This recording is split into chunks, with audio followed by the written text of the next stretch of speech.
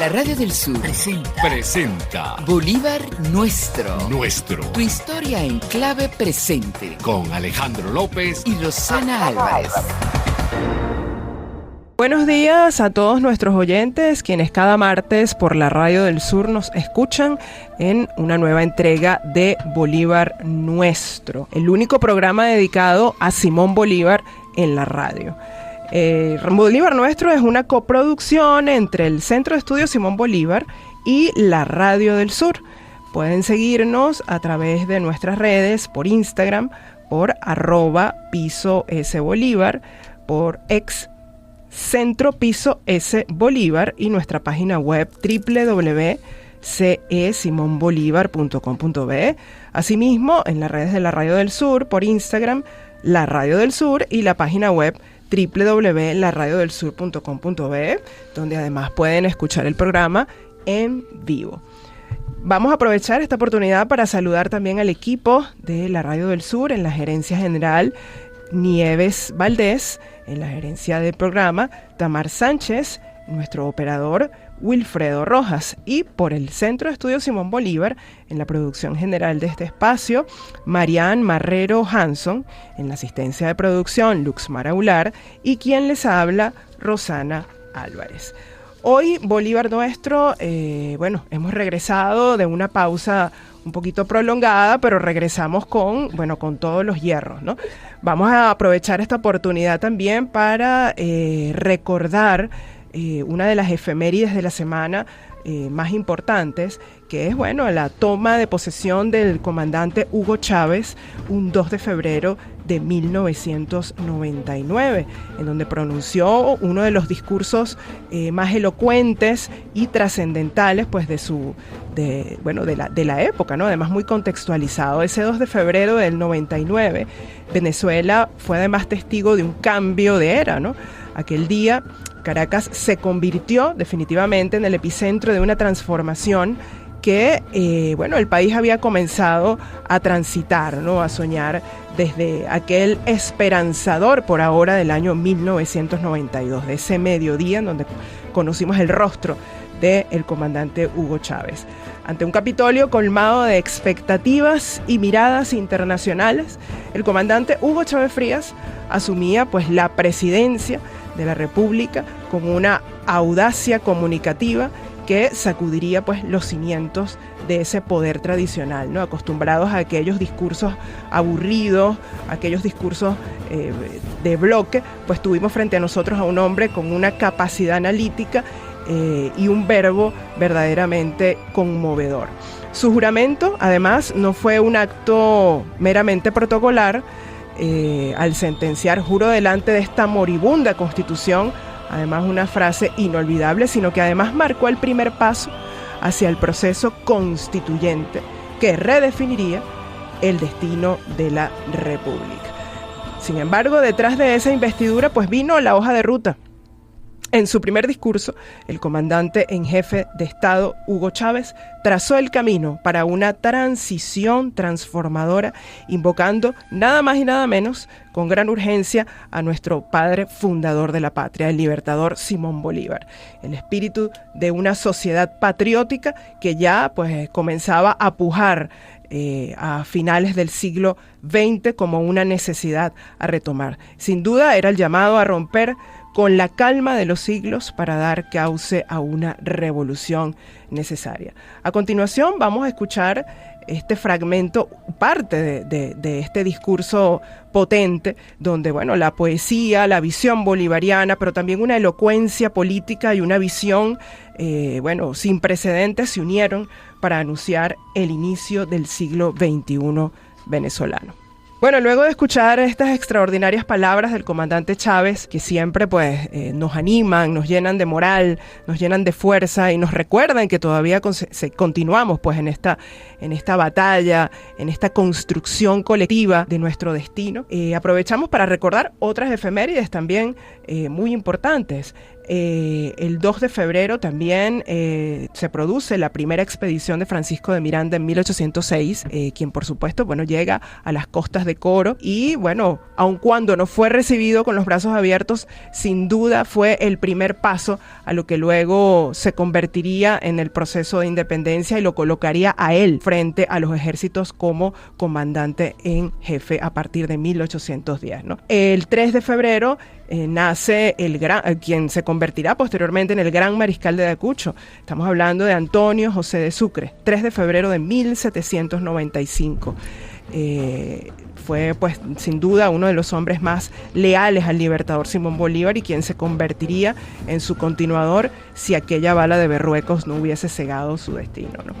El 6 de febrero se produce la toma de las Flecheras en 1818, una hazaña militar liderada por José Antonio Páez, en donde demuestra además su capacidad bélica y también su conocimiento del territorio. Es además el momento en el que conoce a Bolívar y se une a las filas patriotas para, bueno, destacarse como uno de los grandes estrategas y líderes militares de este primer periodo del proceso de independencia. Y el 7 de febrero, Bolívar es proclamado jefe de la expedición de los Cayos en 1816. Luego de ese exilio forzoso en Haití en 1815, en donde se reuniría con Alejandro Petión y en donde comprendería definitivamente que el proceso y la causa independentista no podría ser posible sin la incorporación de todos los contingentes populares venezolanos y en donde la abolición de la esclavitud era prácticamente una obligación. Pues en esa expedición de los Cayos inicia esa fase en donde Bolívar logra incorporar a las filas patriotas a gran cantidad del pueblo venezolano. Estas son las efemérides que nos acompañan este febrero y, bueno, la rebelión del 4 de febrero de 1992, que ya la comentamos con ese extracto del comandante. No, verdad, esa era la toma de posesión. Imagínate tú, es que se empastichan la fecha. Por supuesto, es imposible no recordar la rebelión del 4 de febrero de 1992, en donde, bueno, comenzó el camino hacia la revolución bolivariana.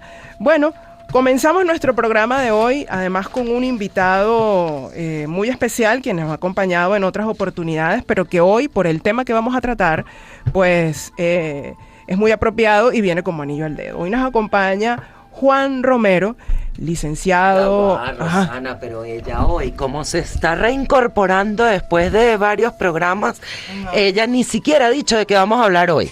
A ver, Rosana. Claro, lo que pasa es que, cónchale, vale, pero a uno no lo dejan hablar aquí, chica. Ella vive regañando a todo el mundo. ¿Verdad? A todo el mundo. Aquí hay testigos. Ok, este es el programa de los regaños.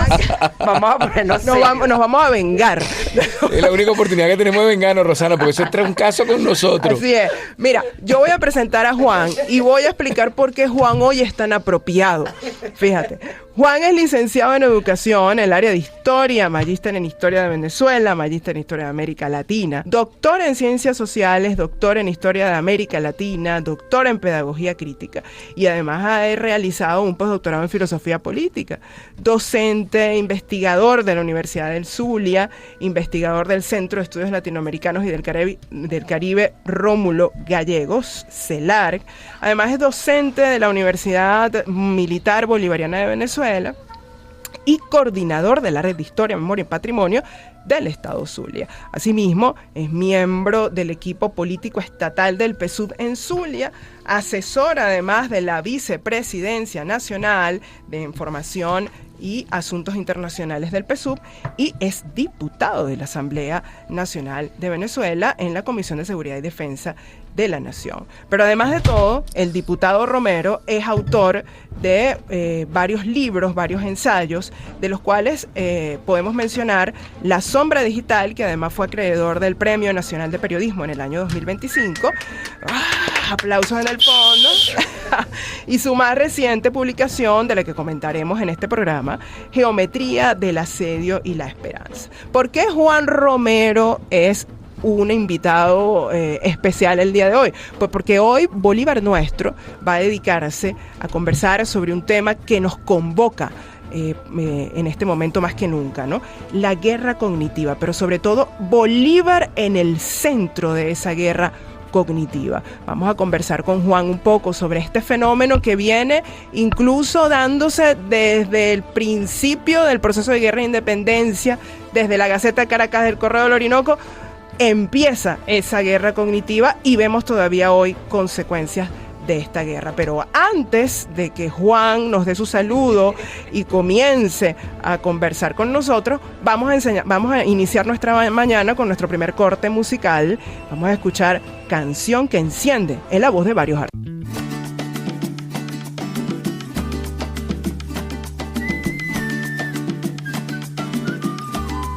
Si esto no me enciende, quiere decir que todavía no se entiende, que es necesario pues juntar toda palabra y al practicarla sea posible sostenerla y haga más fácil caminar. Canción de hacer que nos invita a conseguirnos y a enfrentar que hay otra vida y la tenemos que luchar sin conformarnos solamente con soñar y sin soñarnos.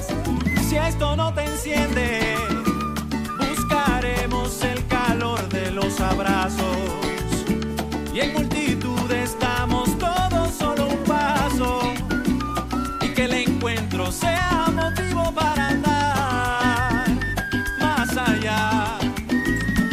Pero dale, aunque la marcha sea lenta es nuestra marcha, que la alegría vencerá todas las rabias y si arremete buscaremos transformarla en fuerza de amor para continuar.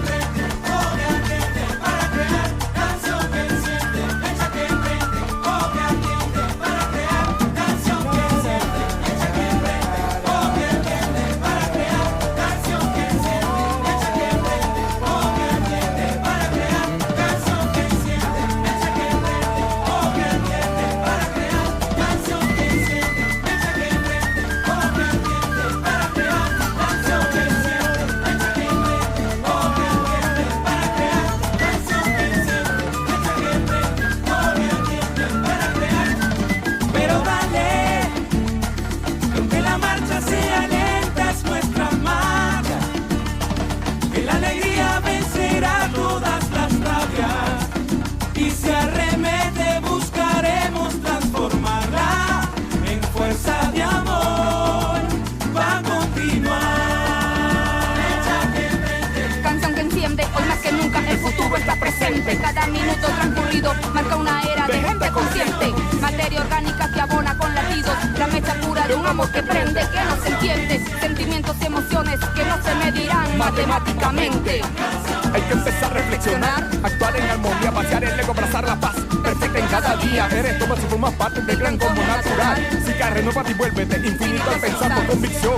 No por esperanza es avanzar, borrar toda fórmula extraña y garantizar volver a amar sin prejuicio y sinceramente. Vente juntos somos la llama que enciende. Así esto no te enciende. Canción que enciende, hecha que prende.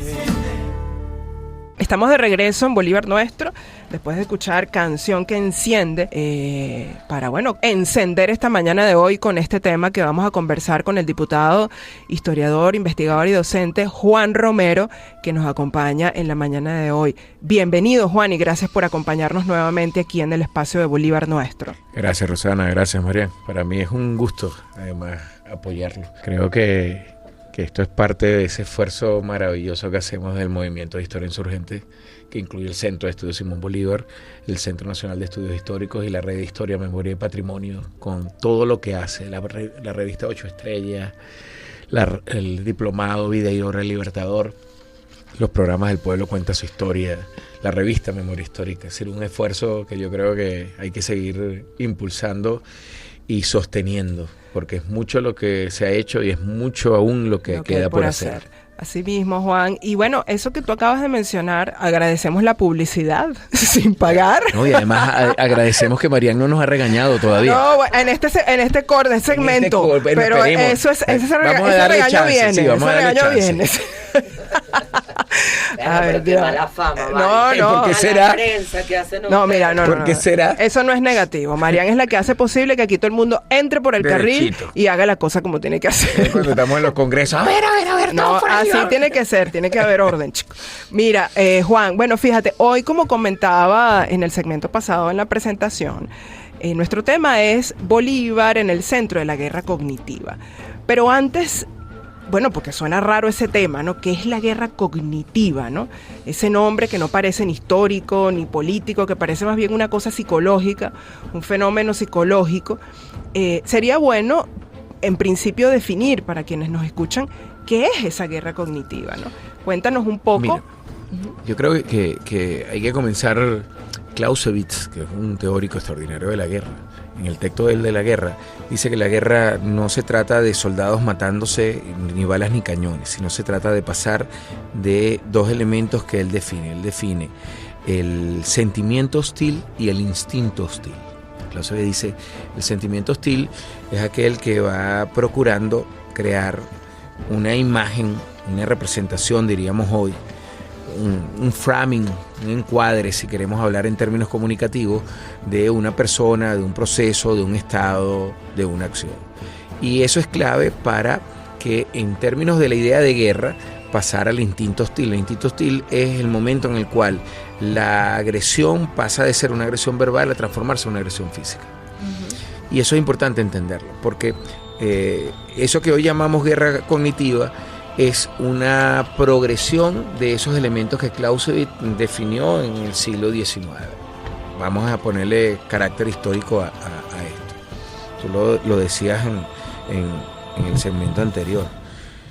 Lo que vimos, por ejemplo, cuando inicia todo el proceso del 19 de abril, todo el tema de la convocatoria del Congreso Constituyente de 1811, la aprobación del Acta de Independencia, lo que ocurre con el terremoto de Caracas, lo que la Gaceta de Caracas hace, lo que en Zulia José Domingo Ruz comienza a hacer con el proceso revolucionario, tiene que ver con eso de construir un sentimiento hostil para justificar el instinto hostil.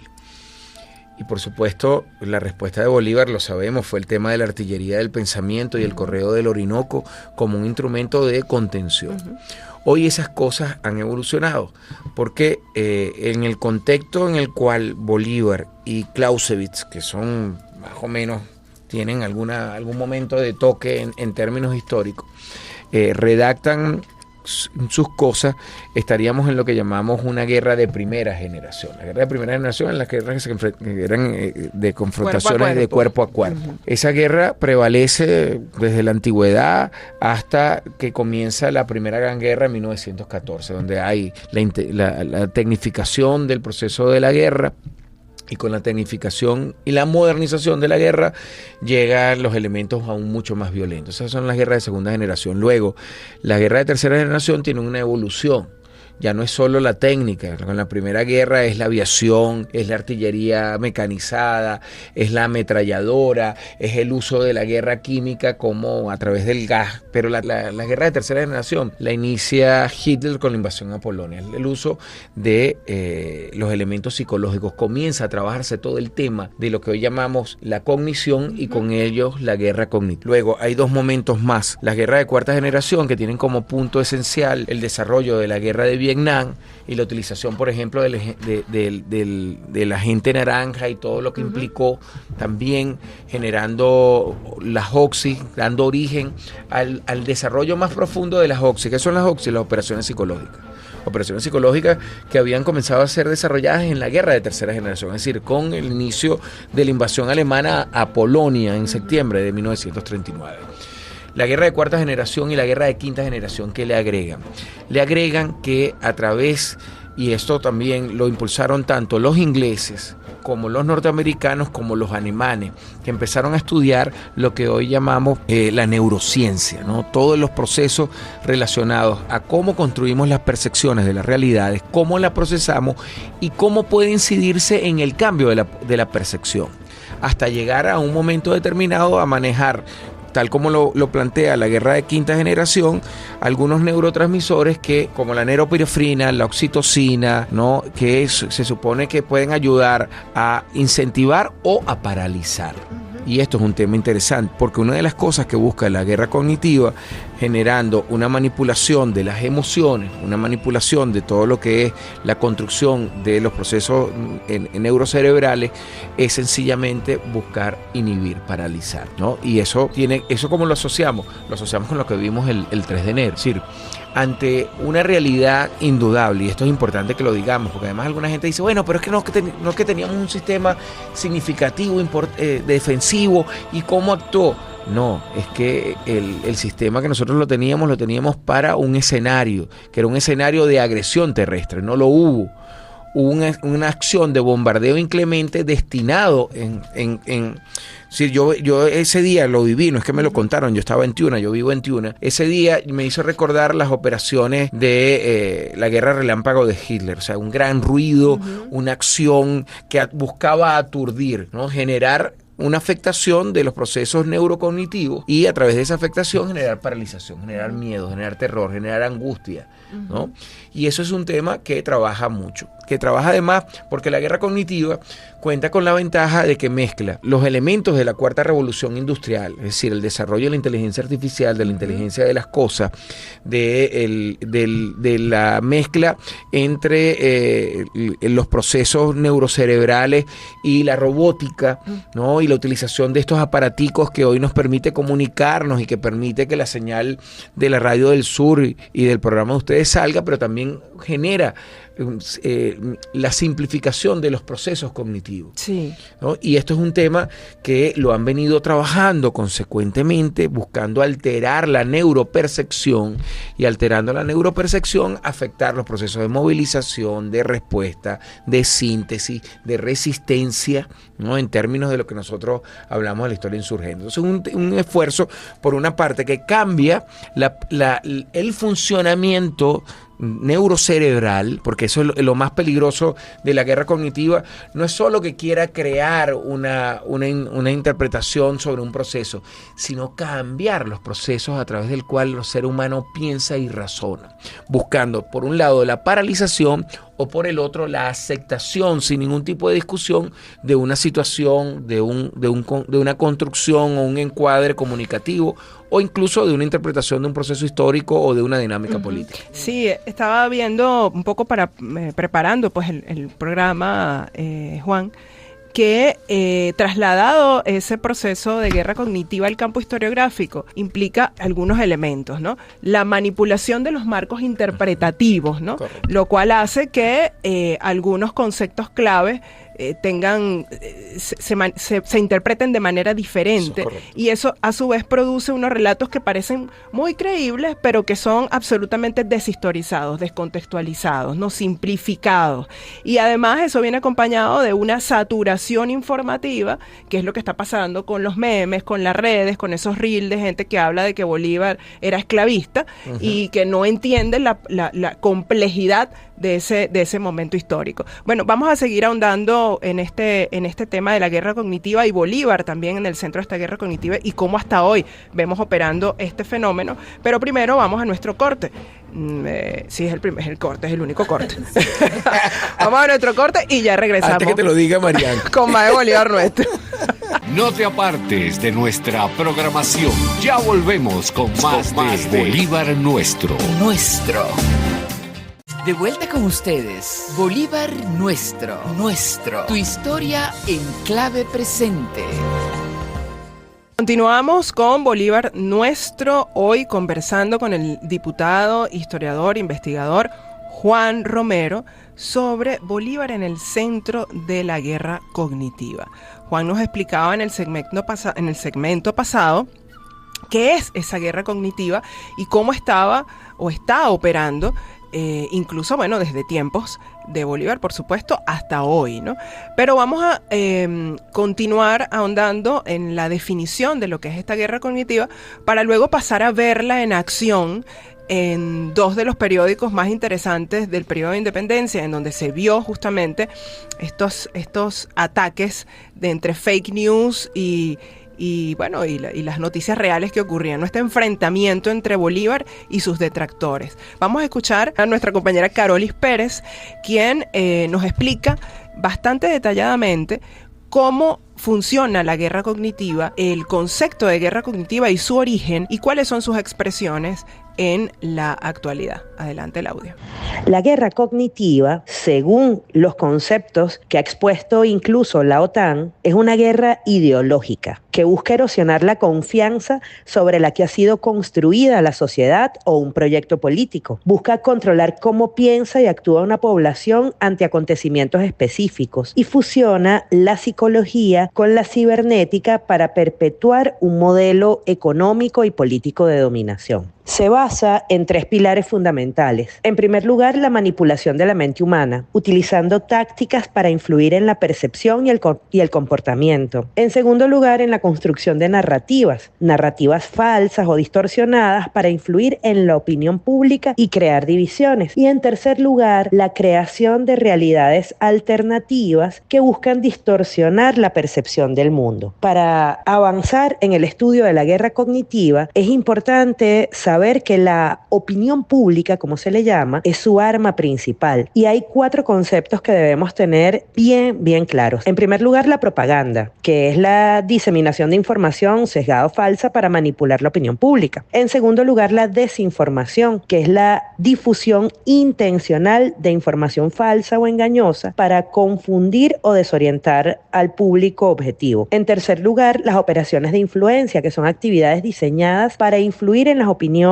creencias y comportamientos de los individuos y de los grupos objetivos. Y en cuarto lugar, la guerra de la información, que es el uso de la información como un arma para lograr objetivos políticos, económicos o militares. Es desde allí que nosotros también podemos dimensionar la guerra cognitiva en 4 ámbitos fundamentales. En primer lugar, el ámbito político, que es donde busca influir en las elecciones, en los debates políticos, en las relaciones internacionales. En segundo lugar, en la dimensión social, donde el objetivo de la guerra cognitiva es dividir a la sociedad, crear polarización y erosionar la confianza en las instituciones. En tercer lugar, la economía. Allí el objetivo es desestabilizar los mercados financieros, manipular el flujo de información económica y afectar el comportamiento de las y los consumidores. Y en cuarto lugar, la dimensión cultural, donde se busca literalmente controlar la mente y el corazón de las personas, moldeando su percepción de la realidad y su comportamiento de manera que sirva a los intereses de quienes la promueven. Estábamos escuchando a Carolis Pérez, quien además se ha dedicado a estudiar este fenómeno de la guerra cognitiva, al igual que Juan Romero, porque es un tema que definitivamente pues, nos convoca a comprenderlo, a identificarlo y a verlo operar, porque es uno de los fenómenos que más está presente, no solamente en el ámbito político, sino también en el ámbito historiográfico. Y la figura de Bolívar ha sido particularmente centro de atención de esta guerra cognitiva. Juan, coméntanos un poco, ya hemos venido mencionando, ¿no?, esa diatriba entre la Gaceta de Caracas, que fue el primer periódico oficialista realista de la corona, el primer periódico español que a partir de 1808 se encarga de promover pues, esa visión antiindependentista, realista, frente a la respuesta que le hace Bolívar con el Correo del Orinoco. ¿Cómo empezamos a ver esos primeros enfrentamientos allí? Mira, yo creo que hay que meterle un poquito de psicología política al tema, porque a veces creemos que la dominación exclusivamente se ejerce sobre la fuerza. Sí, indudablemente, la mayoría de las veces. Eso es lo que se llama poder coactivo, ¿no? O poder condigno también. Eso es el poder que se ejerce en el sentido weberiano de lograr la imposición sobre una persona o un conjunto de personas a través de la amenaza. Pero el problema del poder condigno, del poder coactivo, es que en términos de la sociedad capitalista el poder condigno y el poder coactivo significa mucho gasto, porque significa es un aparato represivo, aparato represivo que tú tienes que pagar, ¿no? Para que a través de la amenaza, de la fuerza, y además corres el riesgo de que ese mismo que tú le pagas para que reprima, en cualquier momento se te puede voltear a utilizar las armas. Entonces, hay un segundo plano, que es lo que llamamos el poder condicionado. El poder condicionado es aquel que busca conseguir la sumisión, la obediencia, a través de la oferta de un beneficio. Es el estilo de lo que vimos en algún momento con Trump. Es mejor que se entiendan con nosotros, le está diciendo a Dinamarca, es mejor que se entiendan con nosotros por las buenas, porque si no se van a entender por las malas. Una manipulación terrible. Correctamente, ¿no? Y luego está lo que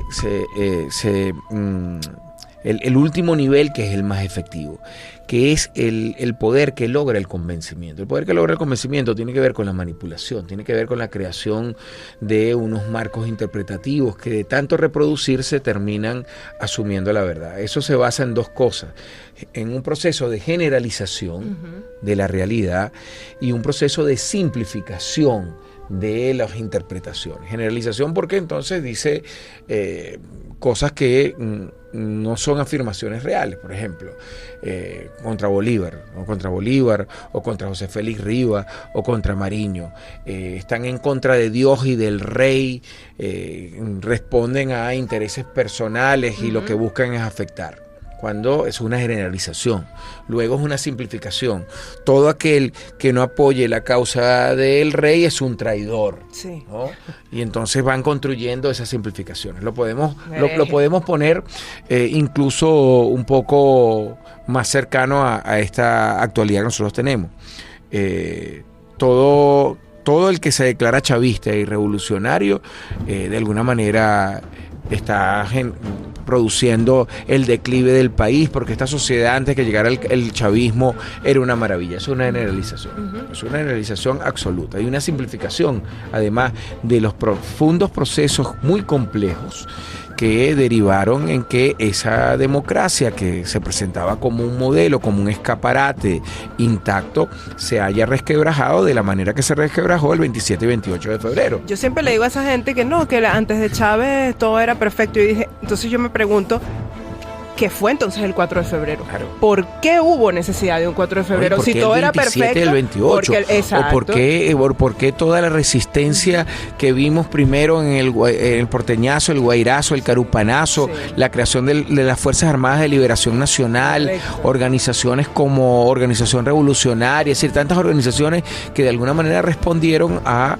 una realidad, es decir, una realidad que no era la que intentaba presentarse en una forma generalizada. Lo vemos ahora mucho más reciente, es decir, en el caso efectivo de esta operación en contra de los venezolanos y particularmente que produce el secuestro del presidente Nicolás Maduro y de la compañera Cilia Flores, hay una campaña de generalización, ¿no? Entonces, bueno, eso era lo que se merecían porque es que llevaron al país, le dieron continuidad a la acción de Chávez, que era destruir este país. Entonces, esa generalización genera una simplificación. La simplificación es, en términos de lo que había comenzado hablando, el sentimiento hostil era: el chavismo es todo un grave problema, una hecatombe, y eliminando al chavismo, entonces se resuelve todo. Es pasar del sentimiento hostil al instinto hostil.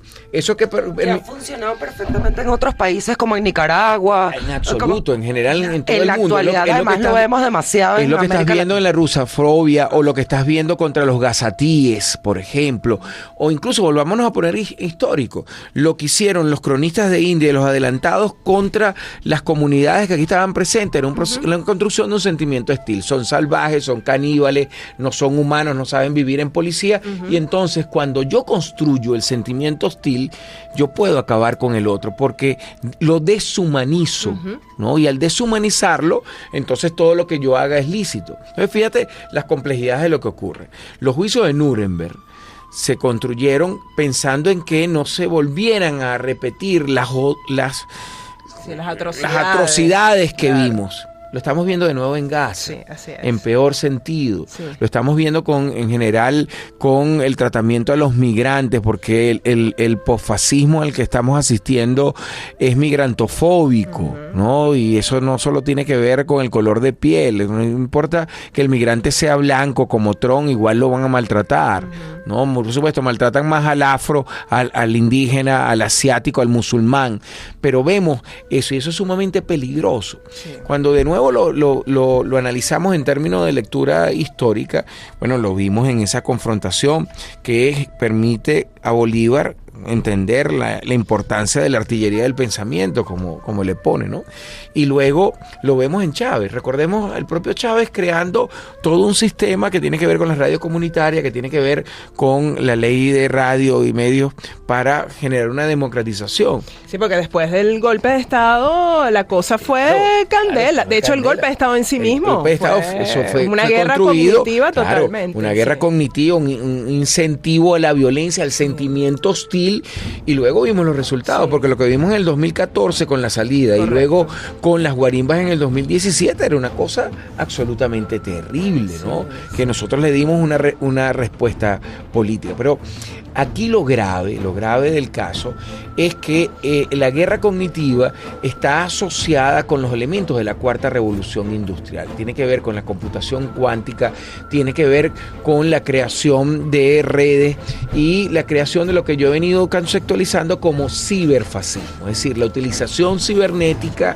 de los elementos que las redes sociales han generado. Entonces, es la infocracia de la cual nos habla Shin-Yul Han, ¿no? Y que es sumamente peligrosa porque asume, simplificando los procesos cognitivos, que son procesos de análisis, de interpretación y de síntesis, asume sencillamente que la realidad que ven en un TikTok de 1 minuto es la realidad, cuando no lo es. Perdón, Juan, y que No te perdono. complementando, sí, claro que no, complementando lo que decías de las tecnodemocracias y todo esto, que tiene que ver también con el tema del poder económico y el tecnofeudalismo, Claro. porque veamos quiénes son los que ostentan todo este espacio comunicacional actualmente. Claro, mira que todo comenzó con ese tema. Todo lo que hoy llamamos ciberfascismo, todo lo que está asociado con el tecnofeudalismo, tiene que ver con cómo inicialmente la inteligencia artificial y el uso de las redes buscaba mejorar todo el tema mercadotécnico. Luego, a partir de ahí, pasamos de lo que Foucault llamaba la biopolítica a una psicopolítica. Es decir, nosotros utilizando las apps, utilizando todos los elementos, cuando tú bajas música, estás proveyendo de información gratuita a los que controlan las grandes redes que están asociadas a los centros de inteligencia. Los Estados Unidos, Inglaterra, Francia, Alemania lo han descubierto y han utilizado esa información gratuita que cada uno de nosotros provee, que permite la elaboración y la construcción de un perfil, la han utilizado para segmentizar las campañas electorales, para segmentizar y seguir lo que es el comportamiento de cada uno de nosotros, y eso lo transforman no solo en datos económicos, ¿no? Eso es lo que te explica que de repente tú hayas pensado o hayas dicho algo con alguien, ves que en Instagram te aparece. Bueno, conversas con alguien, me voy a meter en un gimnasio y de repente te llegan en Instagram informaciones sobre gimnasios en Caracas o en otras partes. Tiene que ver con que la infocracia crea un perfil. Por ejemplo, mi perfil dice que yo odio el vallenato.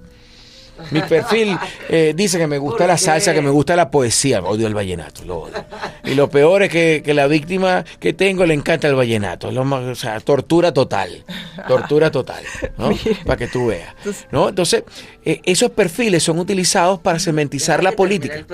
Sí, seguro voy a ser sometido a instinto hostil. Estoy contribuyendo. Sí. Dictadura. La tecnocracia, Sí. tecnovaginocracia. Mire, Dios mío, se perdió el rumbo de este programa. Mire, aquí yo los convoco porque tengo una carta aquí, a mí que siempre me gusta traer documentos viejos, pero ayer estaba revisando el correo del Orinoco y consigo una carta que de verdad me dejó impactada. Porque en 1818, el correo del Orinoco, que comienza a circular el 27 de junio de 1818 justamente, en respuesta a la Gaceta de Caracas, que como había comentado, era el órgano en donde se llevaba a cabo la guerra cognitiva de la guerra de independencia, exactamente, de la mano de José Domingo Díaz. Consigue su contraparte, su respuesta ahí en el Correo del Orinoco. Entonces, fíjate, ahí se publicaban cartas de los bandos, tanto patriotas como los bandos enemigos, ¿no? Pero además, mira esta carta que es una belleza. En 1818, voy a leer nada más un fragmento.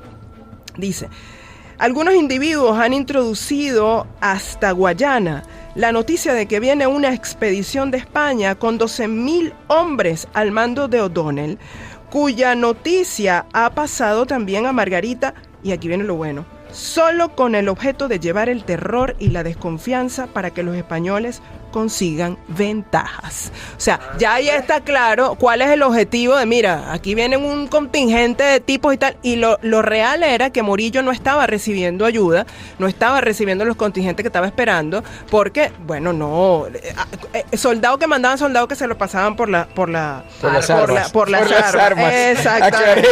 Por las armas. Ese silencio y esa duda tuya puede generar censura a largo plazo. Mira, y la cosa termina con cómo ellos describen a Bolívar, ¿no?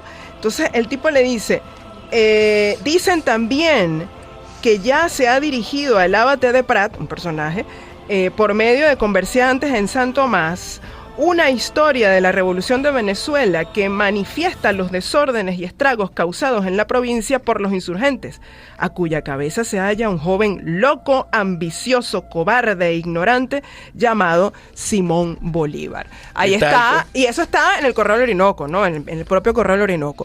Pero queda más evidente cuando Bolívar le dice a José Domingo Díaz, le manda una carta que además es una belleza, porque además Bolívar le desmonta todo a José Domingo Díaz, ¿no? Y aquí se ve justamente ese enfrentamiento, ¿no? Bolívar le dice: usted se empeña en persuadirnos en su Gaceta, aunque muy impropiamente llamada así, que en la campaña del año pasado hemos sido completamente batidos en 30 formidables batallas, que nuestra destrucción ha sido absoluta y que el estado actual de las armas y de los dominios del rey es el más floreciente. Mucho sentimos contradecir a usted con el señor Maroto. O sea, Bolívar le dice: yo te voy a desmontar esa fake news con el propio señor Maroto, que además es un funcionario del gobierno, es decir, no es un patriota. El señor Maroto, que le dice a su esposa, Maroto le envía una carta a su esposa en donde le expone cuál es la realidad de la situación, que no es precisamente esa que describe José Domingo Díaz, de que todo estaba floreciente.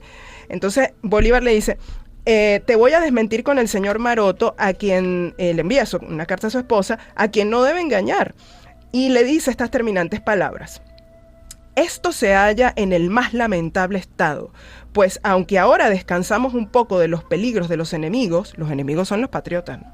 Por lo que hace a las invasiones sobre esta capital, por causa de que no pueden obrar por ser el tiempo de lluvia, es decir, estamos descansando porque los tipos no nos pueden agarrar a tiros porque está cayendo un palo, o sea, porque están en temporada de lluvia. No falta por esto, exacto, no falta por esto la miseria que cada día crece más y llega a tal extremo que se trata de ponernos a ración como al soldado, es decir, les están bajando las raciones, la vida del soldado que está enfrentando a las tropas patriotas está cada día depauperada. Todo está perdido, el comercio no existe, la agricultura no hay, todo es hambre y todo es miseria. Ese panorama que pinta José Domingo Díaz en la Gaceta, en donde dice que Morillo está triunfando, Bolívar se lo va desmontando a lo largo de varias cartas en el Correo del Orinoco. Ahorita, cuando Trump dijo: es que yo dejé a oscura todo Caracas, donde yo estaba refugiado no quedó oscura. Cuando dice, cuando sale publicando el mapa de América y aparece Groenlandia, Canadá y Venezuela con la bandera, es un intento. Cuando dice, es que yo controlo el petróleo o yo soy el presidente interino, no, la presidenta encargada es nuestra compañera Delcy Rodríguez, y el orden sigue manteniéndose. Entonces es eso, es la guerra cognitiva, es para crear desmovilización, es sumamente peligrosa, y por eso yo les aplaudo a ustedes, siempre son parte de esta acción que llevamos en la historia insurgente, porque este es el momento realmente donde debemos cerrar filas con la idea clara de la unidad, con la idea clara de la movilidad, con la idea clara de la discusión, con la idea clara del compromiso y sobre todo con la idea clara de mantener la revolución. Decía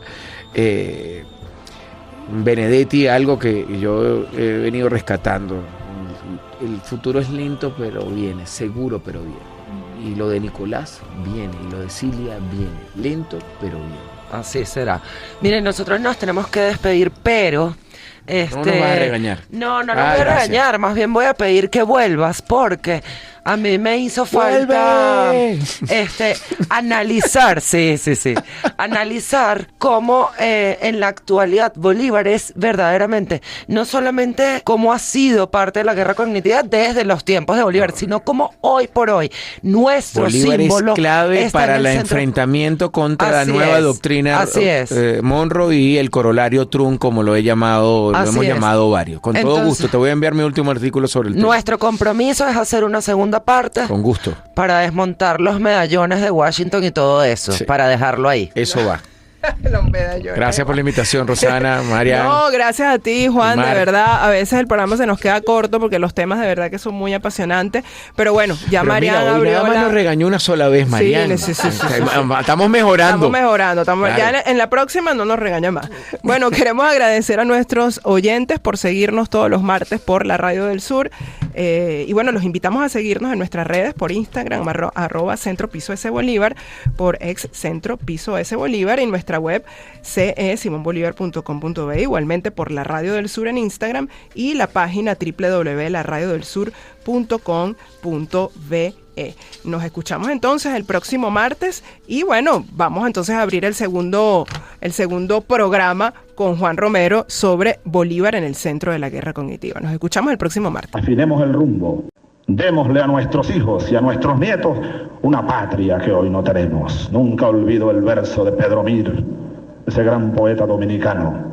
Si alguien quiere saber cuál es mi patria, no la busque, tendrá que pelear y luchar por ella. Yo llamo a los venezolanos a luchar todos para que tengamos patria, para que tengamos una Venezuela verdadera, una democracia verdadera.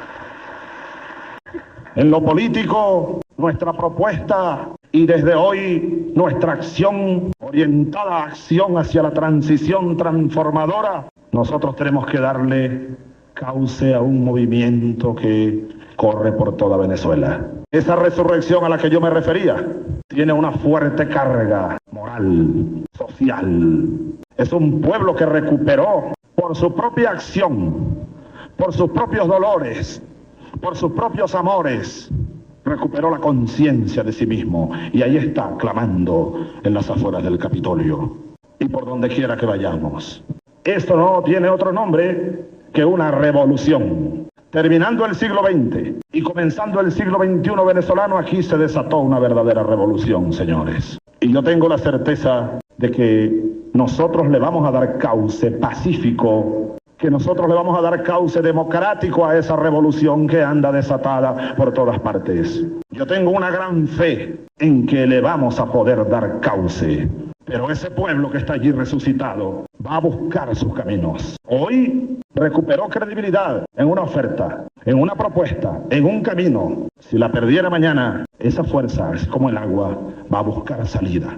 Por eso imploro la buena voluntad de todos, para que entre todos le demos cauce a la revolución necesaria. Porque es necesaria en lo social, en lo económico, en lo político, en lo ético.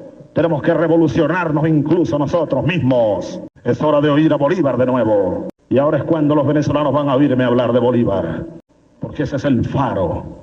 El 4 de julio de 1811 se debatía aquí en Caracas también entre los revolucionarios de la sociedad patriótica que clamaban por la independencia y los conservadores apoltronados que decían no, reconozcamos más bien los derechos de Fernando VII. Y Bolívar, que era uno de los líderes de la sociedad patriótica, dio aquel memorable discurso. Piden calma. ¿Acaso 300 años de calma no bastan? ¿Que hay que esperar a ver qué decisión toma España? ¿Que nos importa que España venda a Bonaparte sus esclavos o los conserve si nosotros estamos dispuestos a ser libres? Hoy es el mismo dilema. Nosotros, por supuesto, y yo, sin duda, estoy en las barras bolivarianas. Vacilar sería perdernos. Llegamos al final de Bolívar Nuestro. Tu historia en clave presente. Con los mejores cuentos Sobre nuestro libertador Simón Bolívar. Los esperamos de nuevo el próximo martes.